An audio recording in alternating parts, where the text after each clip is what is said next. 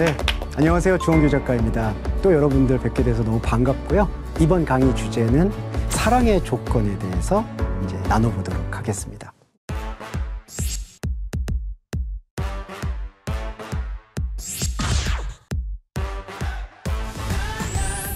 사랑의 조건 하면은 드라마 제목 같죠. 일단 우리 영춘님께서 좋아하실 만한 멜로드라마의 주인공을 꿈꾸시는 우리 영춘님. 네. 생각만 해도 좋네요. 네, 그렇게 사랑의 조건이라는 드라마 제목이 있었으면 좋겠다는 생각도 들었어요. 그런데 또 어떤 분들은 이렇게 질문하세요. 사랑의 조건이 필요하냐? 우리 유명한 영화 대사 봄날은 간다 대사처럼 사랑이 어떻게 변하냐? 안 변한다. 사랑의 조건이 필요 없다. 무조건적이다.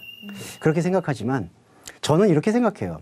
사랑의 조건이 필요 없는 분은 하나님이시고 그분은 무조건적이시고 우리는 일단 그분의 사랑을 받아서 그분의 사랑을 배워서 그분의 사랑대로 살아가는 게 필요하다고 생각합니다. 그런 의미에서 저는 오늘 사랑의 조건이라는 이야기로 한번 여러분들과 얘기를 나눠보려고 하고 있는데요. 조금 무거운 얘기를 먼저 말씀을 드리려고 합니다. 시작부터 이런 말씀 드려서 죄송하긴 한데 제가 개인사를 좀 말씀을 드리면 7년 전 그렇죠. 이제 저번 강의 때 제가 이제 소년원에 찾아가게 된 계기도 7년 전이라고 말씀을 드렸는데 7년 전에 제 아내가 이제 사고로 목숨을 잃게 됐어요. 예. 아내에 대한 마음이나 회고를 해보면은 좀 각별했던 부분도 있습니다. 제가 글을 쓰기 시작했고 작가로 첫걸음을 뗐을 때 어떻게 보면은 제가 무명 작가 시절에 저의 글을 정말 맹목적으로 좋아해주는 그 작가는 그런 애정에 되게 갈구가 있는 것 같아요. 우리 루카스 님도 예술 하시니까 아시겠지만 내 음악이나 내 연주를 좋아해주는 사람에 대해서 무한정 호감이 가는 거는 사실이었던 것 같아요. 아내도 제 소설의 주제가 좀 세거든요. 이 여성분들이 좋아할 만한 주제가 아니고 장르로 말하면 뭐 느와르, 액션 그리고 약간 막 피가 튀기고 이런 내용들이라서 여성 독자분들이 별로 좋아할 만한 소설이 아니어서 저도 나름 편견이 있었나 봐요. 이분이 왜 내 소설을 좋아하지? 좀 젊은 분인데 왜 그러지? 이렇게 거리감을 두고 처음에는 뜨악한 마음을 받는데 정말 순수하게 좋아해 주시더라고요. 그래서 그 아내분을 사랑하게 됐고 결혼까지 이르게 되었습니다. 그리고 저는 변할 줄 알았어요. 왜냐하면 제가 결혼을 못할 거라고 생각을 했어요. 저는 사람을 사랑할 줄을 모른다고 생각했고 사람을 사랑하는 법을 배우지 못했다고 생각했어요. 그리고 한 번도 뭐랄까 연애다운 연애 그리고 사람을 사귀는 법 이성은 고사하고 동성조차 이렇게 친구조차 잘 사귀는 법을 배우지 못했던 것 같아요. 제 안에 열등감과 소외가 그만큼 많이 쌓였고 저는 그런 탈출구를 이제 소설을 쓰고 글을 쓰는 걸로 좀 해소해 보려고 했었던 것 같아요. 그런데 아내를 보면서 그 마음이 열렸고 아내라면은 내가 같이 인생을 같이 하고 나의 어떤 사랑하는 마음과 방법을 가르쳐 줄 수 있겠구나. 그래서 결혼을 결심했고 결혼에 이르게 됐고 신혼을 맞이했었습니다. 그랬는데 많이 충돌했어요. 신혼의 1년의 시간이었는데 많은 충돌이 있었는데 그 충돌 중에 하나는 결국 제 이기심이었던 것 같아요. 저는 그때 갓 소설가로서 출발하는 시간이었고 누구도 나를 알아주지 않는다는 것에 대한 몸부림이 컸습니다. 그 어떤 자존감이 막 훼손되고 왜 내 소설은 베스트셀러가 되지 않을까? 내 소설을 왜 이렇게 안 읽어줄까? 매번 그 판매량을 체크하면서 정말 작가로서 부끄러운 얘기지만 왜 이렇게 안 사주지? 그래서 제가 제 돈 주고 내 돈 내산으로 막 20권, 30권을 산 적도 있었어요. 그러면서 조금 판매고가 올랐으면 좋겠다. 하지만 외면을 받고 있었어요. 그래서 저는 일단 유명해져야겠다. 유명해지고 싶다. 막 많은 기라성 같은 작가님들과 어깨를 나란히 하고 싶다. 이런 마음이 컸기 때문에 저만 바라볼 뿐이었지 다른 사람들을 바라볼 그럴 기회는 전혀 없었던 것 같아요. 그랬는데 아내는 달랐습니다. 아내는 계속해서 아내가 미술을 전공했었는데 아내가 미술 봉사를 계속 나가는 거예요. 근데 제가 볼 땐 이해가 안 되는 게 돈도 안 받고 나가요. 저희 그때 집이 서울이었는데 아내가 대전이고 뭐 저기 여수 그리고 창원 이런 곳으로 자기 차를 몰고 기름값을 부담하면서 봉사를 다녀오는 거예요. 약간 특수학교에 있는 친구들이라든지 그리고 교도소에 있는 분들에게 미술 치료라든지 미술 지도를 하고 있는 거예요. 근데 저는 신혼기간인데 아내와 많은 시간을 보내고 싶고 주말에 데이트도 하고 싶은데 아내는 주말마다 창원이니 여수니 차를 타고 내려가는 거예요. 그 화구 이제 그림 도구들을 싣고. 그러니까 저는 불만이 쌓였고 그 불만이 폭발한 게 12월 달이었었어요. 예, 그 겨울이었습니다. 이제 크리스마스를 앞두고 그리고 제 결혼도 그때 시즌이었기 때문에 결혼 기념기를 해서 우리는 여행을 계획하자. 그랬는데 아내가 크리스마스 이브인데도 우리 둘만의 여행이 아닌 봉사를 가겠다고 하더라고요. 그때 저는 이제 당신은 이기적이다. 그리고 당신은 남만 생각하고 나를 돌아보지 않는다. 당신이 내 소설을 좋아했던 거는 그냥 박예심이었다. 그런 마음으로 좀 아픈 말, 모진 말을 했었습니다. 그런데 참 지금도 가슴 아픈 게 그 모진 말을 했던 12월 24일 날 사고가 났어요. 아내가 봉사를 하러 가던 길이었는데 블랙아이스라고 하죠. 예, 그 도로에 예, 보이지 않는 빙판에 이제 차가 전복이 되는 그 사고가 있었고 안타깝지만 그걸로 인해서 크리스마스 때 사고를 당하고 중환자실에 5일과 6일 정도 누워 있다가 1월 1일 날 하늘나라를 가게 됐습니다.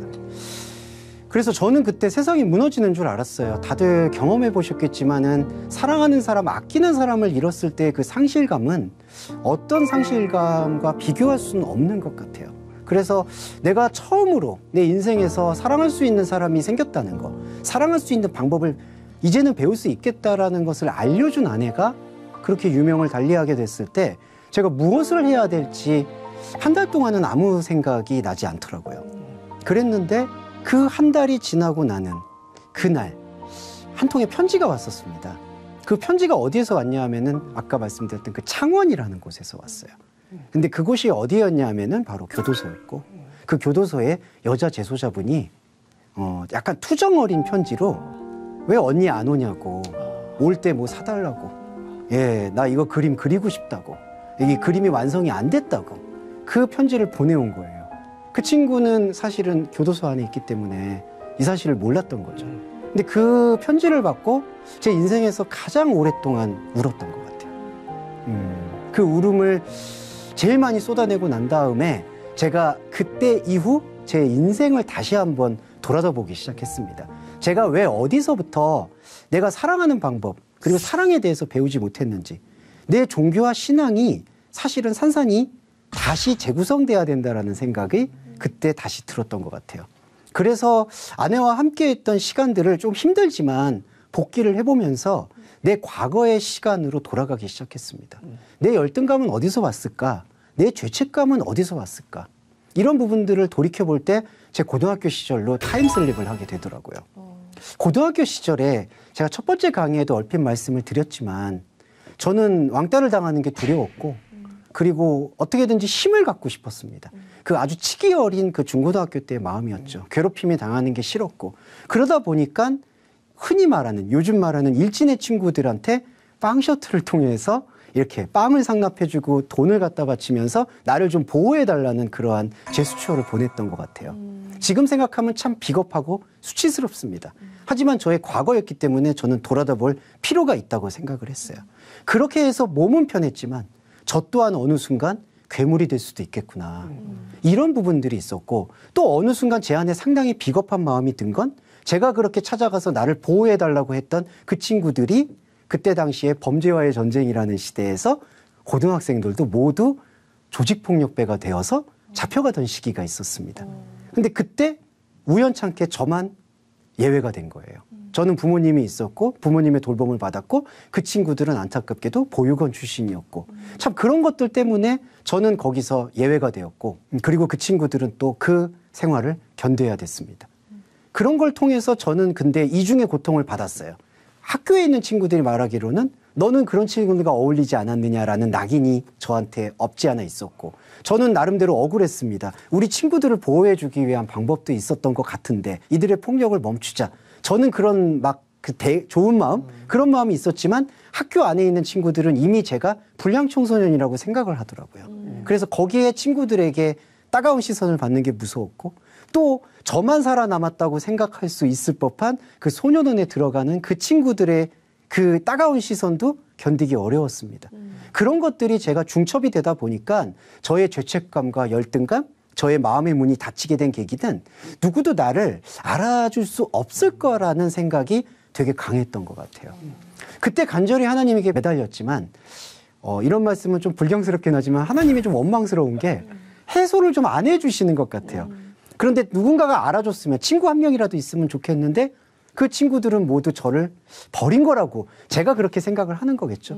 버린 거라고 생각해서 말을 건네지 않았고 그래서 1년이고 2년이고 방에서 나오지 않게 되는 시간 예, 자의적이고 타의적으로 공황강례를 앓게 되는 시간 그런 것들이 쌓여가고 그런 쌓여가는 죄책감과 열등감과 우울감이 대학교 시절까지 그대로 이어지더라고요. 그래서 저는 조금 되게 우리 영춘님이나 은혜님이나 루카스님에게 정말 죄송한 얘기지만 삶을 좀 포기하고 싶었던 게 20대 후반에 찾아오더라고요. 신앙이 있음에도 불구하고 참으로 부끄러운 고백인데 더 이상 누군가가 나를 알아주지 않는 것 같다. 심지어 하나님께서도 나를 버린 것 같다. 물론 치기 어린 마음일 수 있죠. 하지만 그때 당시를 돌이켜보면은 그때 저는 정말 진지했던 것 같아요. 누구에게도 이해받지 못하고 나도 누구들 이해할 수 없는 사랑이라는 말이 성경에 참 많이 나오는데 그게 너무나 추상적으로 들리고 나한테 진심으로 체화되지 못하는 그런 마음? 그래서 나는 세상에 있어서는 안 되는 사람인가? 그런 마음이 들어서 정말 극단적인 선택을 생각을 하게 됐는데 마지막으로 근데 하나님에게 물어보자. 나를 왜 여기에 있게 하셨을까? 그런 것들을 질문을 하고 싶어서 나름 거창하게 핀란드라는 곳으로 한 달 동안 이제 여행을 가게 됐습니다. 근데 핀란드라는 여행이 어떤 특별한 계기가 있었던 건 아니고요. 저희 방에 지구본이 있었는데 지구본을 돌리면서 가장 멀리 갈 수 있는 곳. 그래서 핀란드가 있더라고요. 다른 옷이나 가방은 아예 준비를 안 하고 성경책 한 권하고 그다음에 내가 제일 좋아하는 철학책 한 권을 들고 거길 떠나게 됐습니다. 근데 공항에서부터 너무 춥더라고요. 그래가지고 그냥 예약을 미리 해놨던 한 달 동안의 유스 호스텔 안에서 그냥 지냈습니다. 그리고 성경을 읽고 그냥 아무 생각도 없이 읽었어요. 그냥 제 치기 어린 마음에서는 이 삶을 마감하는 마지막에 그래도 어떤 부분에서는 신에게 물어보자. 어떤 그런 치기 어린 마음이 가득했고 성경 한 번을 다 읽으면 우리가 일독을 하면 선물을 주신다는 어렸을 때 기억이 있었기 때문에 그래도 일독을 하면 뭔가 응답을 주시겠지 하는 마음이 있었는데 그렇게 한 달을 경험하고 나니까 아주 조금이고 미세하지만 심리에 생명의 변화가 있더라고요. 아, 누군가는 혹은 누군가가 아니더라도 내가 나를 사랑할 수는 있지 않을까. 그러니까 단 한 사람이 믿어주지 않는다 하더라도 그래도 지금 내가 있고 내가 생각하고 있고 내가 의식하고 있기 때문에 의식하고 있는 나는 나를 믿어줘야 되는 게 아닌가. 그리고 적어도 이렇게 살아가고 있는 나 한 사람 정도는 내가 내 자신이 책임져 줘야 되는 게 아닌가. 그런 설명할 길 없는 책임감이 좀 생겼던 것 같아요. 그렇게 해서 찾아왔고 그렇게 해서 이제 삶을 시작했고 작가가 되었지만 아까 말씀드린 것처럼 아내를 처음 만날 때까지도 제대로 사람을 사귀는 일은 하지 못했었던 것 같습니다. 그런데 아내의 사실은 안타까운 사망 소식과 그 일을 겪고 한 달 만에 그 교도소 재소자 여자분의 편지를 받고 울고 그리고 내 인생의 고교 시절부터 나의 대학 시절 그리고 극단적인 선택을 준비하던 시절까지의 관통하던 시간들을 다시 복귀해 보니까 새롭게 생각하게 된 게 아, 사랑에는 제 나름의 결론이지만 사랑에는 조건이 필요하구나. 그런데 그 조건은 혼자 있음을 견딜 수 있는 조건이 필요했구나라는 사실을 조금 깨닫게 되었습니다. 혼자 있음이라는 게 어떤 분들이나 많은 사람들이 이 혼자 있는 것에 대해서 조금은 부정적으로 생각하시는 경향이 있었던 것 같아요. 근데 이제 저는 저희 인생을 돌이켜 보니까 제가 시간들은 돌이켜보면 혼자 있는 시간들이 함께 있는 시간보다 압도적으로 많았지만 결국에는 그 혼자 있는 시간 동안에 나는 혼자 있는 시간을 오롯이 들여다보지 못했구나라는 생각을 하게 되었습니다. 우리가 꼭 의학용어를 쓰지 않는다 하더라도 이 깊은 우울감 같은 것은 누군가가 나를 알아주지 못한다라는 그 박탈감에서 시작되는 것 같아요. 그리고 누군가가 나를 비난할 것이다라는 두려움. 그것 때문에 타인에게 말을 걸지 못하고 혼자 고립이 되는데 저는 오히려 그게 혼자 있지만 혼자 있는 게 아닌 상태 같아요. 예, 홀로 서 있지 못하게 되는 상태라고 생각이 들었습니다. 그래서 아내의 죽음 이후에 솔직히 가족분들이 너무 많이 걱정을 하셨어요. 저를 알고 있는 분들이. 아버지가 전화를 하셔서 하시는 말씀, 그 무뚝뚝한 분이 밥 먹어라. 밥 먹었냐. 예, 이 얘기를 하시는데 참 그게 죄송스럽기도 하고 제가 벗어나고 싶더라고요. 그래서 제가 다시 돌이켜보기 시작한 게 아내는 비록 사실은 지금 이 세상엔 없지만 하나님 품에 있지만 아내가 남겨준 소중한 유산은 나에게 이게 혼자 있는 게 정말 필요하다. 이 얘기를 저한테 오히려 전달해 준 것 같아요. 예수님 이야기를 간단히 좀 해보고 싶어요. 예. 예수님이 우리를 위해서 구원하시고 하시는 참 그 은혜는 감사한 것 같아요. 감사하고 당연히. 그런데 이제 우리가 가끔은 한 번은 예수님 마음이 돼서 한번 돌이켜보고 우리 영춘님은 배우시니까 메소드가 돼서 예수님의 심정으로 그 3년의 시간을 봤을 때 어땠을까? 과연 누가 예수님을 이해했을까? 저는 십자가의 마지막 가시는 순간까지 이해는커녕 배신만 했던 것 같아요. 특히 이제 저도 베드로 사도를 참 좋아하지만 그때는 참 야속한 것 같아요. 3번씩이나 예수님 나 모른다, 나 저 사람 모른다 하고 그리고 심지어는 가룟 유다처럼 배신도 하고 뿔뿔이 흩어지고 그런 모습들을 봤을 때 그래도 저 십자가를 감당하실 수 있었을까라는 생각이 들었을 때 한 가지 저의 깨달음은 아 그분이 혼자 설 수 있는 법을 배우신 분이구나. 그거를 저는 느끼게 되었습니다. 혼자 있다라는 것은 저는 이기심하고는 구별이 된다고 생각해요. 이기심은 저는 이렇게 구별해야 된다고 생각해요. 타인을 이용해서 나를 지탱시키는 거. 그 이기심으로 친구를 사귀었을 때 나는 이렇게 친구가 많아. 나는 이렇게 인맥이 좋아. 라고 말을 해도 결국 어느 순간 내 이익이나 내 마음이나 내 감정에 도움이 안 된다고 생각하면은 멀리하거나 멀어지게 되는 경우도 많은 것 같아요. 네, 그래서 제가 아까 말씀드렸던 정말 혼자 있는 것, 그것은 뭐냐면은 세상에서 아무도 알아주지 않는다 하더라도 내 안에 나를 창조하신 하나님은 나와 함께 있고 그 하나님이 나를 바라봐주고 있다라는 생각에서의 황홀함과 책임감을 감당하는 게 저는 혼자 있는 태도라고 생각을 합니다. 저는 그래서 아내의 이제 하늘나라를 간 이후 제가 대신 그 일을 이어받게 된 것 같아요. 소년원을 갔던 것도 제가 사실은 자의로 간 건 아니었습니다. 아내가 벌려놓았던 일들을 미술 지도를 이제는 글쓰기 지도로 바꿔서 우리 소년원 원장 선생님께 부탁을 드려서 이제 그림만 그리면 안 됩니다. 글을 써야 됩니다. 이렇게 바꿔서 이렇게 얘기했고 그 다음에 성매매 피해 여성분들도 사실은 아내가 찾아가던 그런 여성분들이었습니다. 저는 신혼 시절에 전혀 이해를 못했어요. 왜 아내가 저런 분들을 찾아가지? 그런데 제가 편견을 그냥 내려놓고 일단 들어보자라고 하니까 정말 그 사연들, 제가 첫 번째 시간에 말씀드렸던 그 소외가 절절히 느껴졌고 아 내가 소외받기 힘들어서 혼자가 되었었구나. 그거를 깨달았던 것 같아요. 그래서 저는 아내가 준 유산이 오늘날 제가 이렇게 혼자 설 수 있게 만들어준 진짜의 힘, 자존감의 근원이 아니었을까. 저는 그렇게 생각을 합니다. 그런데 이제 이 강의를 통해서 저는 말씀드리고 싶은 건 너무 많은, 너무 값비싼 대가를 저는 치렀다는 생각이 들어요. 아내를 볼 수 없다라는 그 가슴속 고통은 아직도 남아 있습니다. 그거를 뭐 다 씻었다라고 얘기하는 건 저는 거짓말이라고 생각해요. 그럼에도 불구하고 저를 좀 새롭게 하고 따뜻하게 만들어주는 거는 내가 이렇게 혼자 서 있을 수 있도록 해주는 힘은 하나님이 계시고 그리고 내가 나를 믿어줄 수 있다라는 그러한 이제는 자존감이 회복됐다라는 게 상당히 중요한 것 같아요. 그래서 저는 이번 강의에서 중요한 거는 타인을 생각하는 것이 되게 중요하죠. 다른 사람을 생각하는 거 중요하고요. 이웃을 사랑하는 것도 대단히 중요하다고 생각을 합니다. 그런데 저는 이렇게 생각을 해요. 이웃을 진짜 사랑을 하려면은 먼저 나를 사랑해야 된다고 생각합니다. 나를 혐오스럽게 생각하고 나를 밉게 생각하고 나는 못났어, 나는 잘못했어 이거 아닌 것 같아요. 그리고 저도 학부모님들 만나면 꼭 권유드리는 게 좀 꾸지람보다는 칭찬을 많이 해주셨으면 좋겠다. 우리 친구 사이에서도요. 칭찬 많이 해줬으면 좋겠어요. 우리 은혜님 같이 여성분들이 제일 중요하고 전 부러운 게 그 외모 칭찬 잘해주시잖아요. 오랜만에 만나면 예뻐졌다. 근데 남자분들은 그런 얘기 안 하고 오히려 좀 꽈서 얘기하는 것 같아요. 야, 너 머리가 왜 그러냐. 네, 네, 맞아요. 머리가 왜 그래요? 멋있다고 해도 욕하는 것 같은데. 아니, 표정이 이랬어. 야, 멋있다.